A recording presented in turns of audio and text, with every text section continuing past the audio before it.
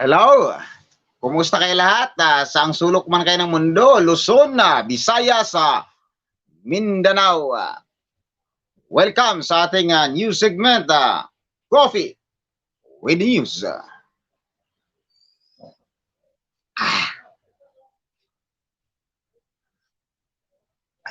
Sarap ng kape sa umaga. Kasama ng ating mga nagbabagang balita na kumakalat sa loob at labas ng bansa.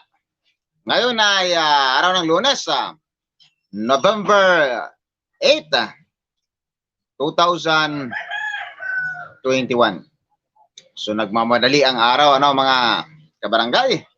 Ilang araw na lang ay December na. At habang ini-enjoy natin ang ating paboritong kape ngayong umaga,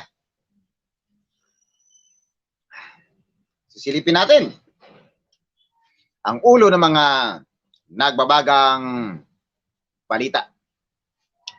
Una natin silipin ang mga headlines ng Manila Bulletin.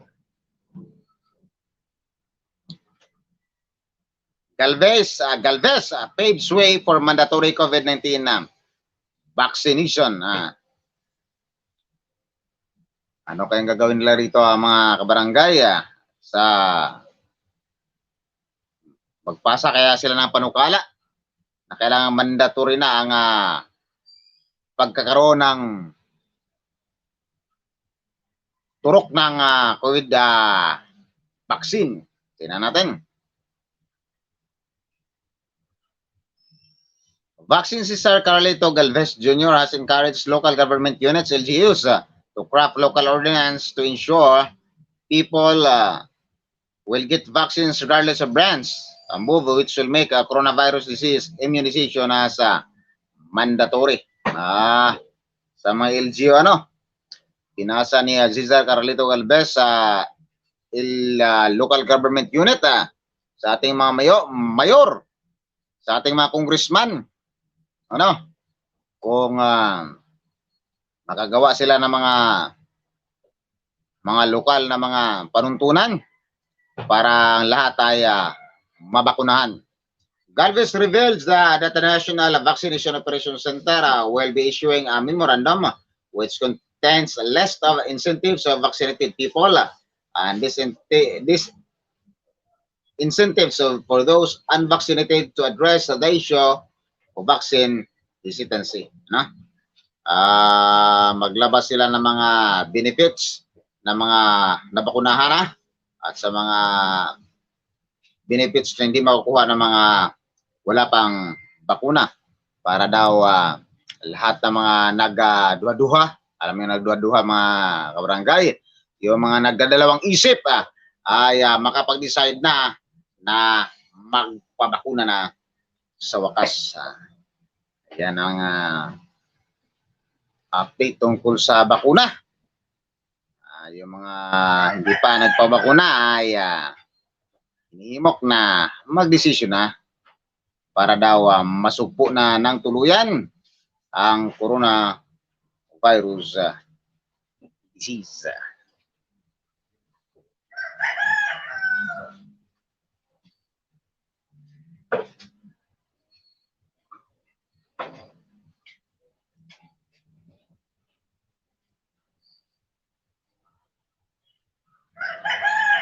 At isa pang headlines ng Manila Bulletin ay itong pagbago ng pagbubukas at pagsasara ng mga mall sa Kamaynilan.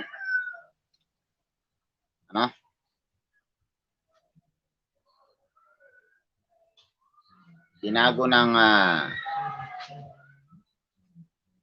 ang operating hours ng mga malls natin ay binago para daw hindi magkatulakan ng mga tao. Tingnan natin ang headlines na ito. Ito.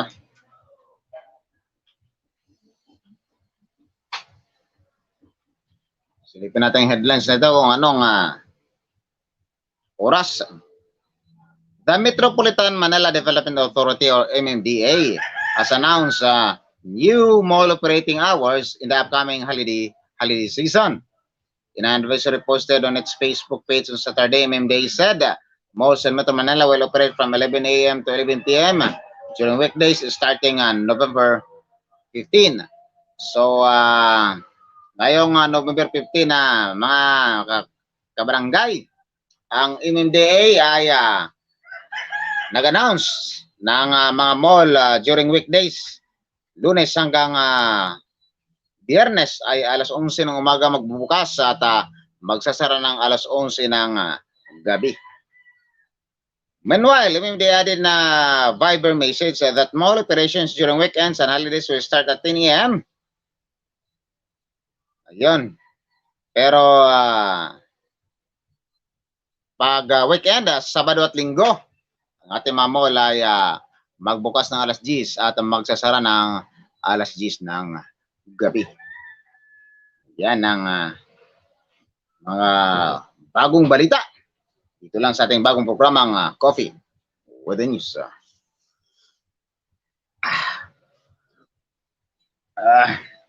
Mainit na kape. Isa pang headlines natin ng mga kabarangay sa Manila Bulletin ay ang alboroto ng Volcano Taal. Ito ay nasa alert level 2 na. At ingat-ingat tayo dyan, ating mga kabarangay, mga kasangga, mga kababayan dyan na malapit sa Taal Volcano. At kunting ingat lang kasi mukhang nag-aalboroto naman itong Taal. Taal Volcano continues to manifest increased unrest with the emissions of almost 20,000 tons of sulfur dioxide on Saturday, November 6, based on the 24-hour monitoring of the Philippine Institute of Volcanology and Seismology.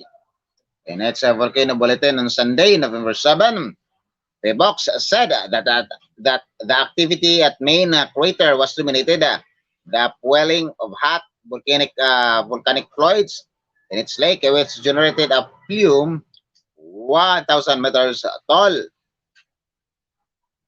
Taal volcano's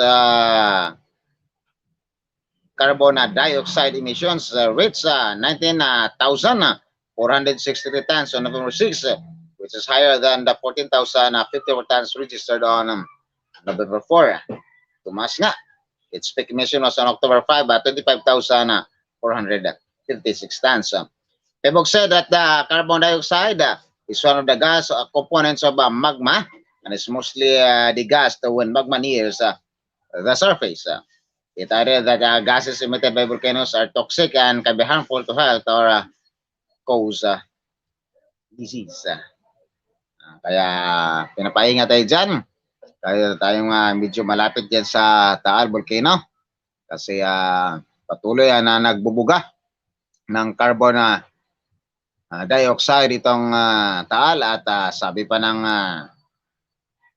P-Box ay nakakalason daw ang sulfur dioxide na ibinubuga ng bulkan at ito ay masama sa ating kalusugan. Kaya ingat-ingat lang tayo dyan, mga kabarangay.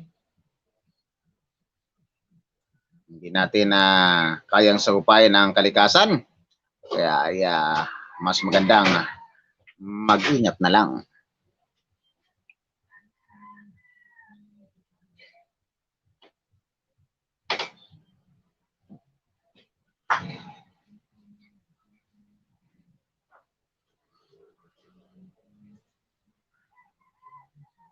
Okay?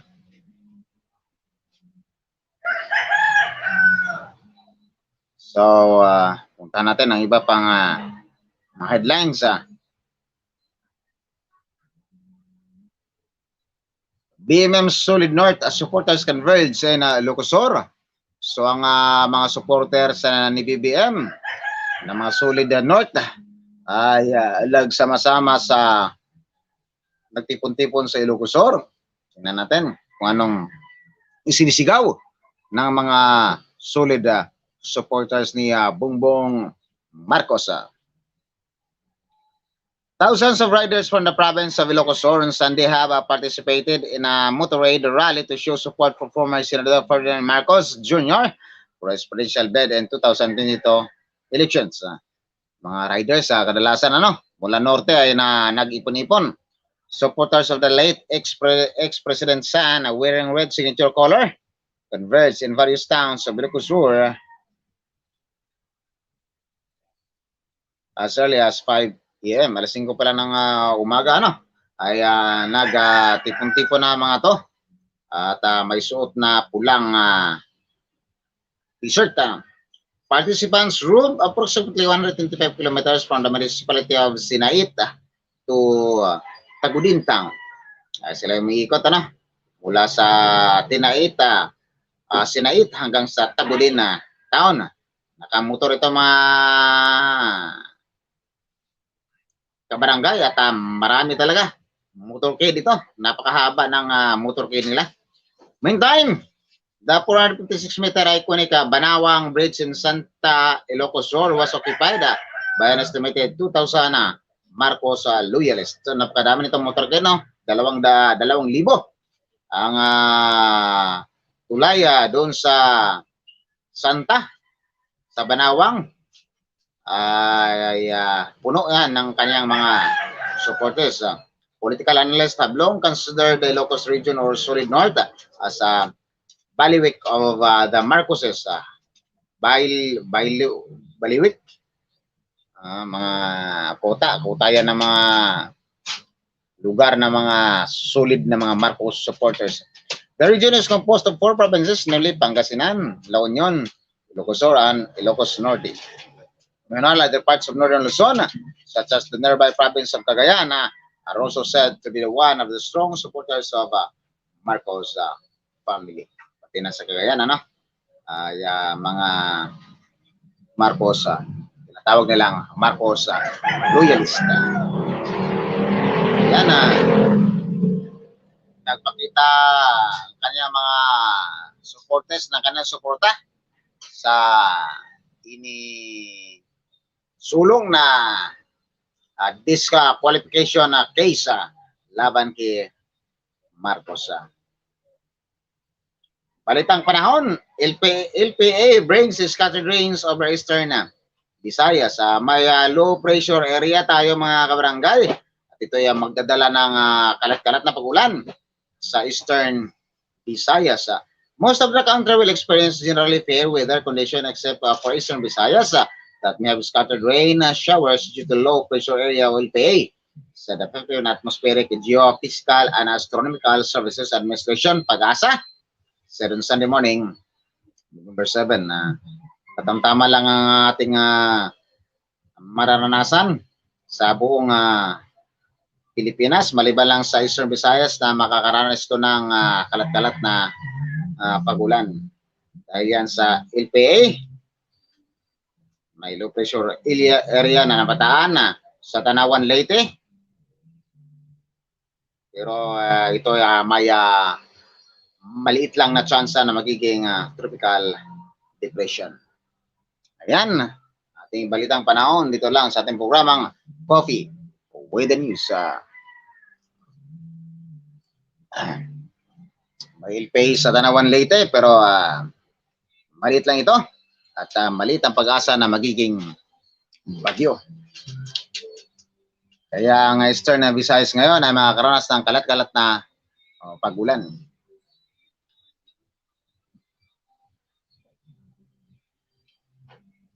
At ngayon silipin naman natin ang ating mga headlines ng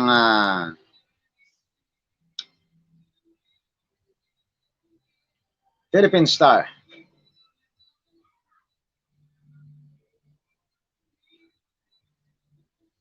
Headlines.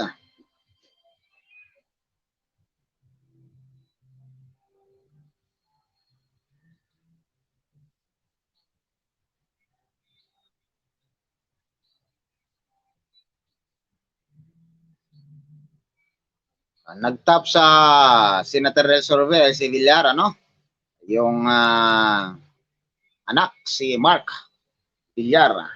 Tingnan natin. Villar's top RPMD senatorial survey. Manila, Philippines. Former Public Works Secretary Mark Villar has stopped a survey in the preferred senatorial candidates in the 2022 national elections, according to the RP Missions and Development Foundation Incorporated. So si Mark Villar ang nangunguna sa survey.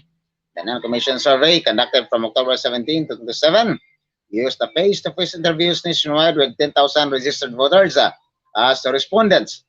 The survey showed Mark and Rapi Tulfo enjoyed the majority of the voters, preferences with 53.5% and 53.1% ratings respectively. So dalawa sila ning Rapi Tulfo. Si Villar ay nakakuha ng 53.5%. Si Rapi Tulfo ay nakakuha ng 53.1%. So dikit lang silang dalawa. No? Yan ay early pa naman. Ano? Maagang survey pa lang pagka senador.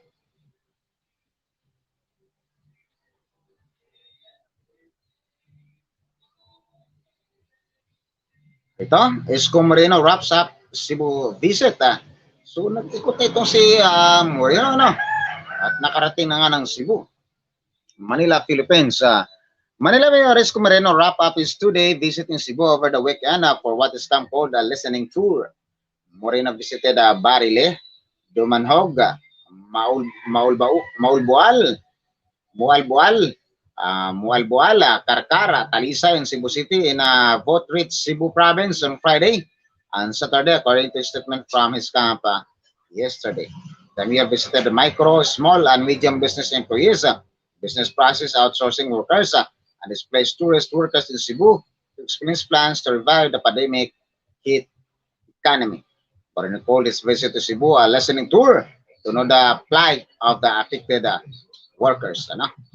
Visiting tour daw ang sabi niya at pinakinggan niya ang mga antas ng lipunan mula sa mga maliliit at sa mga katamtamtamang mga negosyante, kasama na yung mga nawalan ng trabaho, at nilatag niya kanyang plataforma, kanyang mga plano kung paano buhayin ang ekonomiya pagkatapos ng pandemya.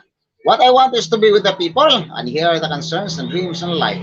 Moreno told local officials during his visit. Ang gusto ko lang ay marinig ang mga concern ng mga tao, mataas man o mababa ang kalagayan. Moreno expressed hope we will get the endorsement of local party One Cebu for his presidential candidacy in the May 2020 elections. No? At siya ay nangangarap na sana makuha niya yung suporta ng One Cebu party and local party doon sa Cebu.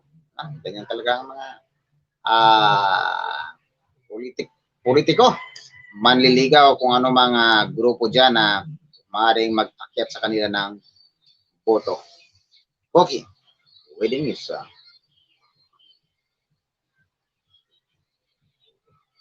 isa pang nagagawa ng nationwide caravan ngayon ay ang Go Supporters. Go Supporters organized nationwide caravan. Natin, Manila, Philippines. Supporters of Senador Bongo held caravans in various parts of the country to affirm their backing this bid for Vice President. So mukhang matutuloy ang pagtakbo ni Senador Bongo bilang Vice Presidente. Separate caravans were held last Saturday in Biliran, Bohol, Cagayan, Camarines Norte, Camiguin, Capiz, Davao de Oro, Eastern, Samar, Ilocos Sur, Iloilo, Laguna, Lano del Norte, Misamis Occidental, Misamis Oriental, Negros Occidental, Negros Oriental, North Cotabato, Northern Samara, Nueva Vizcaya, Occidental Mindoro, Oriental Mindoro, Romblon, Pangasinan, Quirino, Rizal, Siquijor, Southern Leyte, Southern Samar, Zambales, Zamboanga del Norte, and Zamboanga del Sur, according to a statement issued by GOS Office. Ito yung buong bansa na ano? Ito yung buong bansang karaban, halos sa buong lalawigan ng Pilipinas ang nabanggit.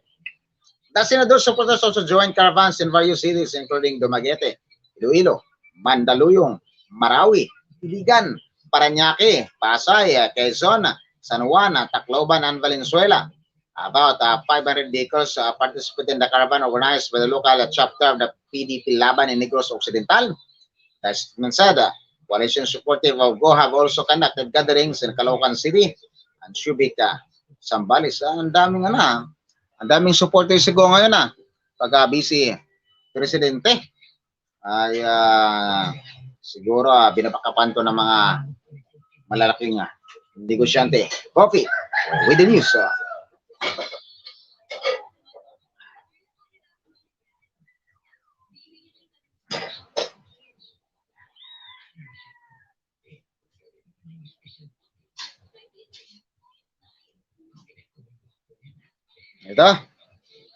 Itong headlines. Seniors and minors allowed in public transport under alert level 2. So mga seniors at saka mga minors ay pwede nang sumakay ng mga public transport. Sabi, pero iwan ko lang kung hanapan din ng bakuna yung tinatawag na yellow card. Tingnan natin. Senior citizens as well as children will now be allowed on public transportation under the recently implemented alert level 2 in the National Capital Region. The Metro Manila Development Authority said Sunday. This was confirmed by MMDA Chairman Benhor Abalos in an interview aired over DZBB Super Radio on Saturday morning. With Metro Manila now on alert level 2, buses, trains, jeeps can now serve up to 70% of their passenger capacities. Coffee hours have since been lifted. So, pwede na sa mga bus natin, sa mga train, sa mga jeep, ang ating mga senior citizen at mga minors. Mga jeep din natin ay pwede na magkarga ng 70% ng kanilang capacity. They should be clear on public transport. Senior citizens and minors are allowed. Said in mixed Filipino and English. So, yan ay pwede na. Number coding on the table amid sensitive traffic situation. So magkaroon na rin ng number coding dahil sa napapalipit na mga holidays ay magkakaroon na talaga ng traffic. Abalos clarification comes after retired General Manuel Gonzalez of CHE, the Interagency Council for Traffic, said earlier that minors were still not allowed on public transportation even with an adult. We're up to 70% capacity now, but we can see that there are still long lines. There are some areas that are still sensitive, like the MRT along EDSA. Abalos admitted. At any given time, once we see that it's needed, we'll bring back the number coding system. He added. Sa ngayon ay postpone pa lahat ng mga number coding, Pero pag kailangan na raw ibalik, ay ibabalik na. Asked about the violators of quarantine rules being caught in public utility vehicles by agent of the IAC, Abalo said, there should be no problem with removing the barriers and PUBs, but capacity will get to 100 eventually. Sa mga PUBs, may mga barriers din ng mga plastic, wala nang problema kung tatanggalin na raw yan, But taking off your face mask and shields is prohibited. Pero yung face mask at shields ay kailangan pa rin isuot. They will be apprehended even if they're seniors. He also said in Filipino that implementation has to be gradual because we're calibrating everything. So hinihinay lang daw sa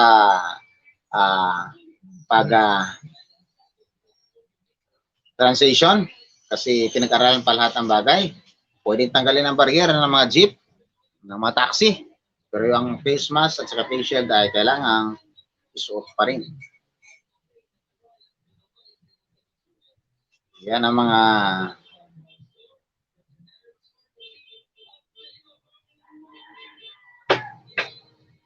latest news na ating namamataan sa Philippine Star at saka sa Manila Bulletin. Sa balitang sports tayo. Sa balitang sports, itong si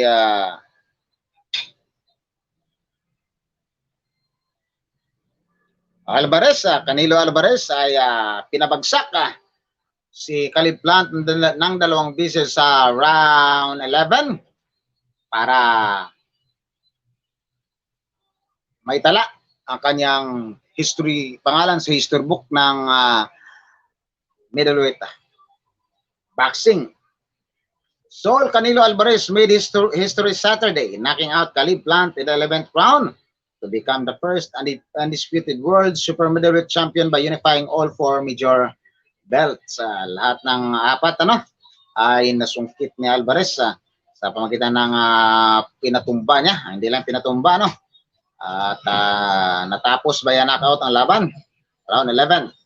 The 31-year-old Alvarez added IBF belts to his WBC, WBA, and WBO straps in the winner-takes-all showdown to join on exclusive club.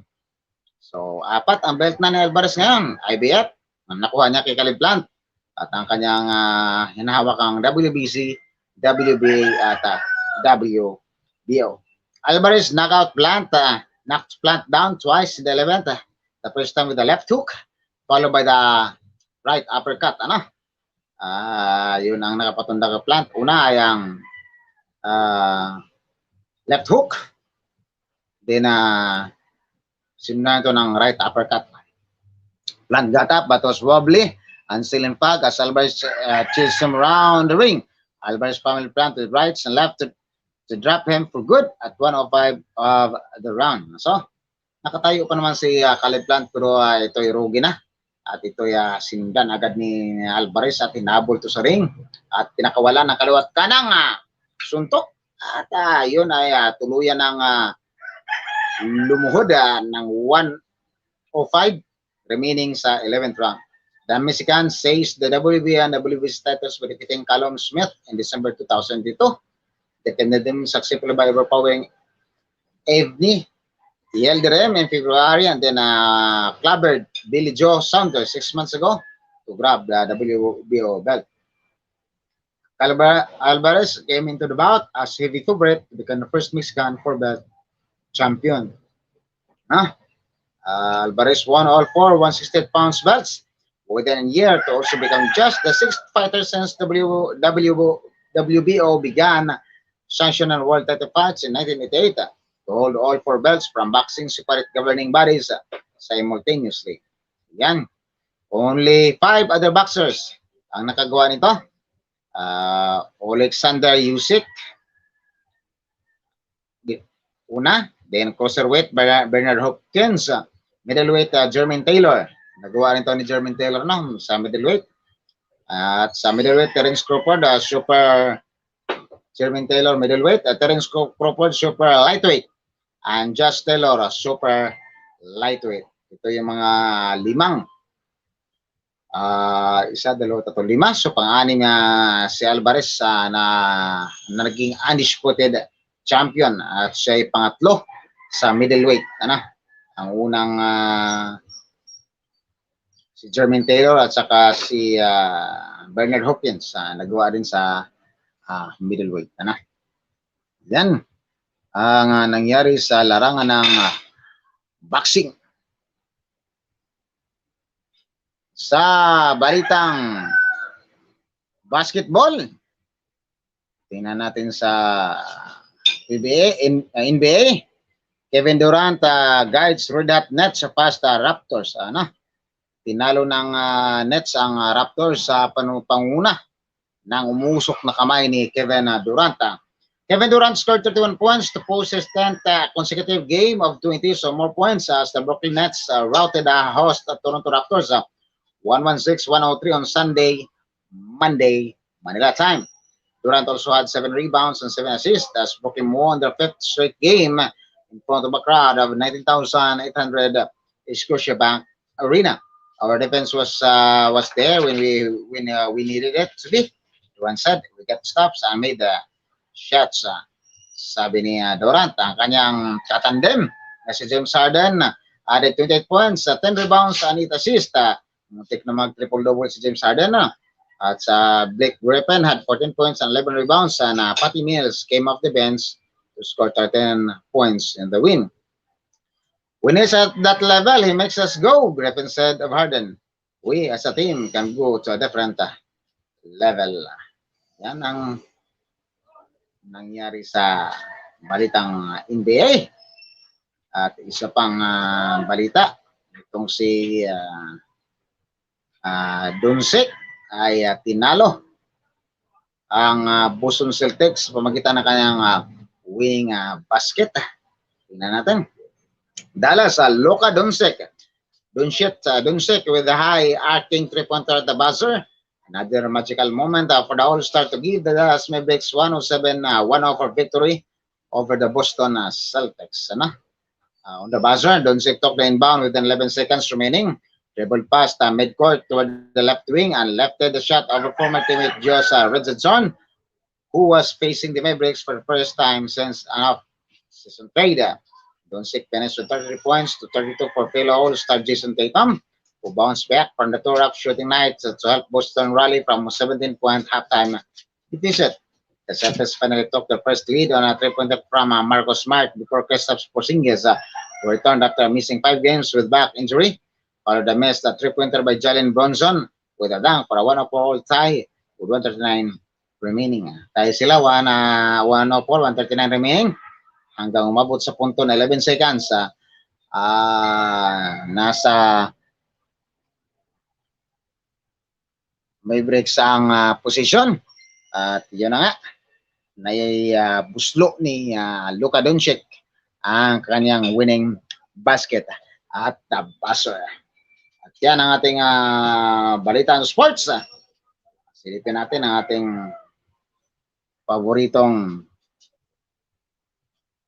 puntahan, ang philboxing.com, kung ano pang mga karagdagang mga balita maliban sa pagkapanalo ni Canelo Alvarez.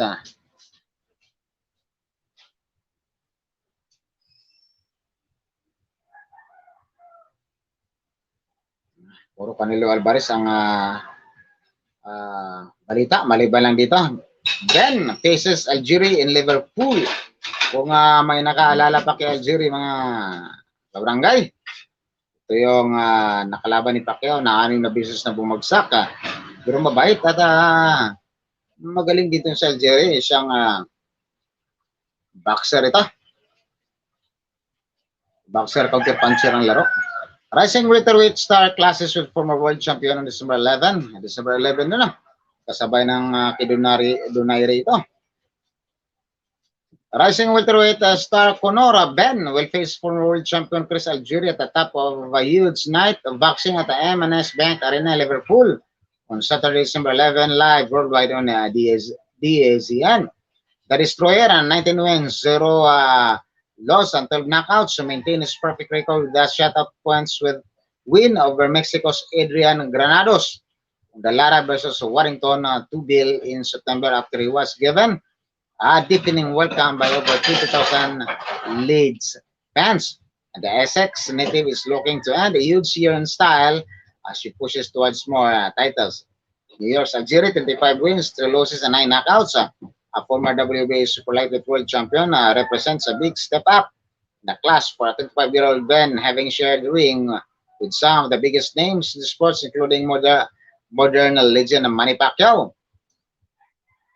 Former unified super lightweight rule American, and unified welterweight world champion Errol Spence Jr. To headline in a city like Liverpool, you need to be in the ring against a world-class operator, said Ben. Chris has done it all. Former world champion, I saw to the opponent need to gain experience from. We expect Algeria to bring his best, but I want him deep. That I want to use this opportunity to display my skill ability against a quality fighter to me and take another step closer to the world title. A former world champ versus a very, very hungry contender. I can't wait for December 11.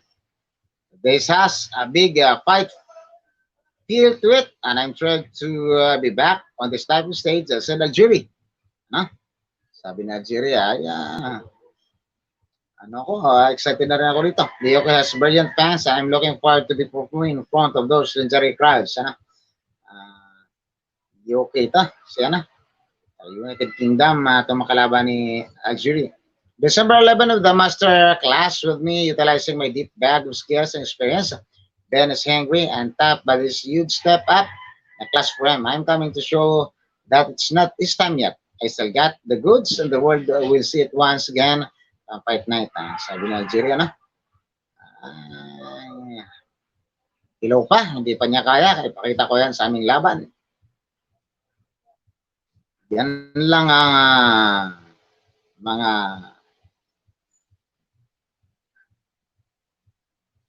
headlines ng pillboxing.com. Ito halos lahat ay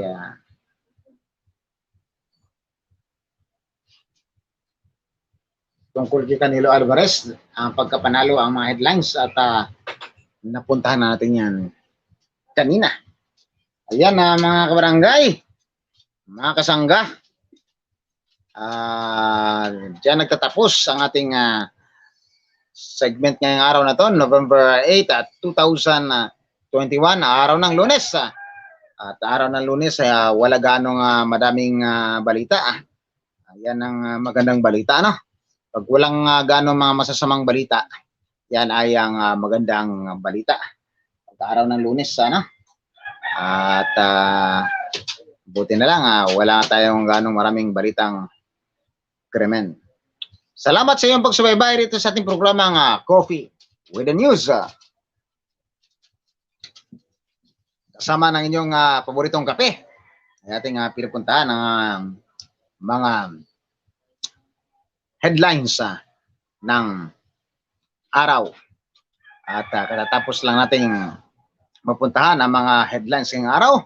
At bukas naman, sana ay andyan pa rin kayo at samahan ako habang tayo nagkakape at ating pinupuntahan ang mga balitang kumakalat sa loob at labas ng bansa.